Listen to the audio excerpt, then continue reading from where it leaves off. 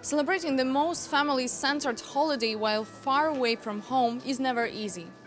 This is already third Christmas Ukrainians are spending away from their country.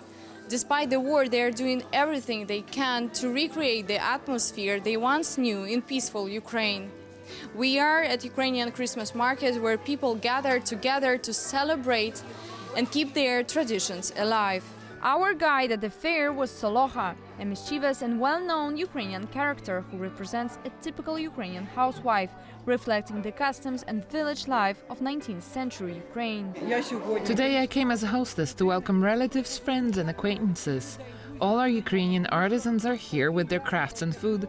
In such difficult times, it feels especially important to revive the traditions we inherited from our grandfathers and great-grandfathers. One Ukrainian Christmas tradition is the diduch, a decoration made from a sheaf of wheat. Passed down through generations, it symbolizes prosperity, unity and the continuity of family traditions, keeping the spirit of Ukrainian heritage alive. This was the time for wearing the finest clothes and laying out the most beautiful tablecloths.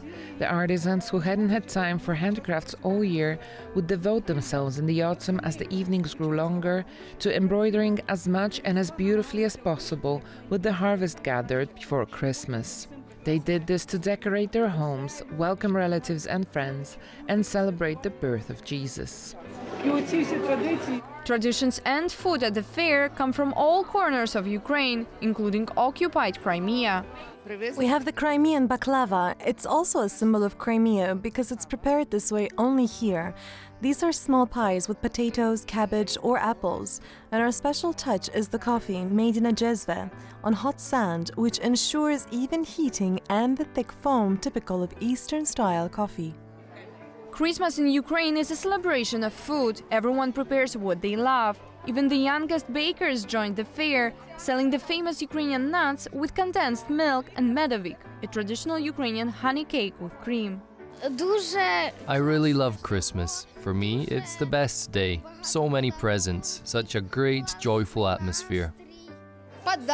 It's a day of fun. I can stay up late. In short, it's all about having fun. We've prepared everything our grandmothers loved to bake for the table.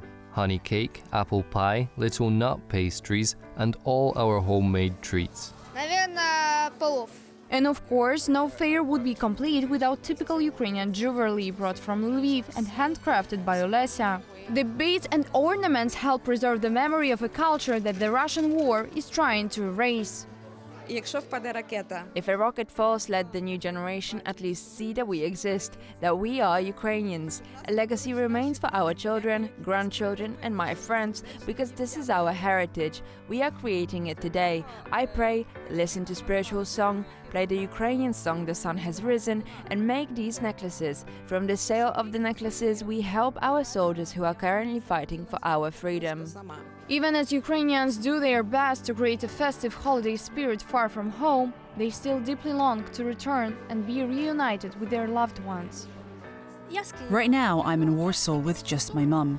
It's sad that my family is far away, but it is what it is. Every Christmas in Kiev, when I still lived there, we would visit our relatives and sing carols with Kutia. Now we just gather together with my mum. For some, video calls are the only way to stay connected with their family. These are the relatives, always with a tablet, with a camera, and the whole family is always in touch. That's why we try to stay connected, especially during the holidays.